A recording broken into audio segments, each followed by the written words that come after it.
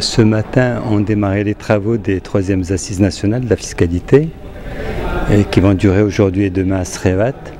Et en réalité, ces travaux consacrent une sorte d'aboutissement de 3 mois de débat où depuis 3 mois, un comité scientifique et 14 groupes thématiques ont réfléchi sur un certain nombre de propositions, en tous les cas envoyées par l'essentiel des acteurs marocains, des partis politiques, aux syndicats, au patronat, à la société civile, aux personnes.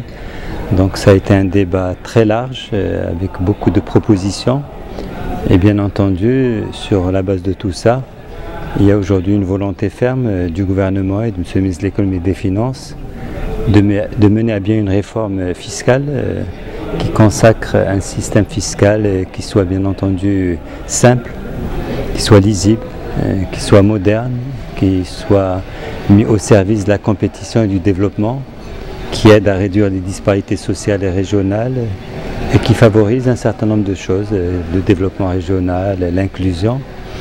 Et bien sûr, c'est une œuvre qui prend du temps. Et par rapport aux 2 autres assises, pour la première fois, au lendemain des assises, nous allons préparer une loi cadre qui sera présentée au Parlement pour acter le consensus du moment. Parce qu'aujourd'hui, sur le diagnostic, sur ce qu'il faut changer, il y a un très large consensus. Et bien sûr, le premier constat qui interpelle tout le monde, c'est que nous sommes un pays où l'assiette fiscale est très étroite et où les taux d'imposition restent élevés.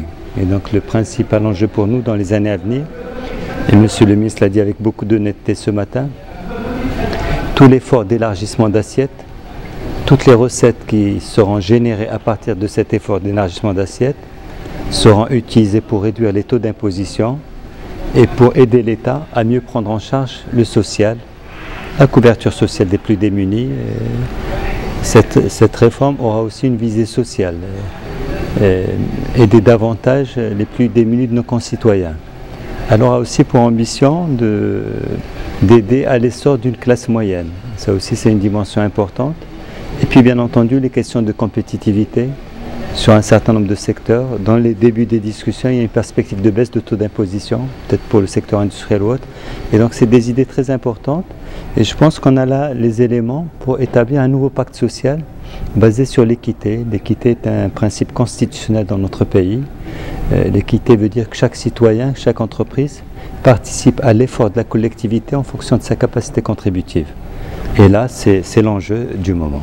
Non, bien sûr, dans nos règles d'or, il y a cette nécessité de préserver les équilibres macroéconomiques.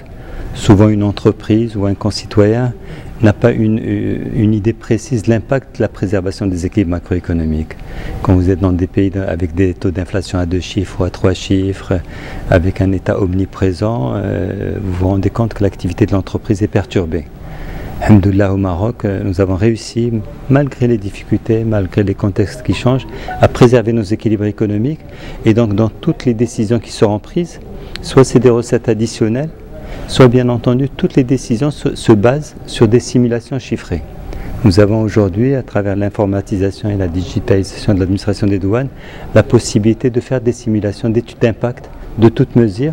Et bien sûr, tout ce qui se décidera aura au moins comme première nécessité une forme de neutralité, d'impact nul sur les recettes de l'État. Si on peut améliorer les recettes de l'État, ce serait quelque chose qui serait bon à prendre, mais quand même, en aucune manière, nous ne prendrons le risque de prendre des mesures qui mettent l'État marocain en absence ou en tout cas en insuffisance de ressources. La température, c'est une température de moyen terme. Monsieur le ministre a fixé le cap à 5 ans. Idéalement, ce serait de construire sur 5 années un système fiscal qui serait le système fiscal souhaité par l'essentiel des acteurs économiques. Et ça voudrait dire qu'on va fixer un cap, on va fixer le cheminement pour y arriver. Et bien entendu, nous commencerons à partir de la loi de finances 2020 à prendre les dispositions qui s'inscriront désormais dans une perspective de moyen terme et qui donneront de la visibilité aux acteurs économiques qui jusqu'à présent étaient tributaires des lois de finances. Et donc il y avait une absence de visibilité. Désormais, on essaiera de rétablir la visibilité qui est un élément essentiel au rétablissement de la confiance. Le classement, ce n'est pas important. Bien sûr que c'est important, mais pour nous, à l'occasion du renouvellement des responsables d'un certain nombre d'organes constitutionnels, Sa Majesté a donné des directives très claires au nouveau responsable de l'Institut de lutte contre la corruption, de l'Instance nationale de lutte contre la corruption. Bien entendu, le nouveau modèle économique, le Maroc de demain, est un Maroc où nécessairement la corruption sera appelée à reculer. Elle sera combattue par la loi, par les dispositifs qui seront mis en place et annoncés très prochainement. Il est clair que, et ça a été dit ce matin, que la réforme de la fiscalité passe bien sûr par l'adoption de textes de loi, passe par l'adhésion des uns et des autres, mais passe aussi par une administration fiscale qui fonctionne au même et meilleur nom et qui respecte les règles d'éthique et les règles. En tous les cas, la question de la corruption n'est pas évacuée, ce n'est pas un sujet tabou. Nous avons la franchise d'en parler entre nous. Et bien sûr, tout ce qui se fait dans le sens de la digitalisation et de la suppression et de la réduction des procédures administratives va dans la bonne direction parce que ça réduit le lien entre les deux personnes où il peut y avoir des situations de corruption.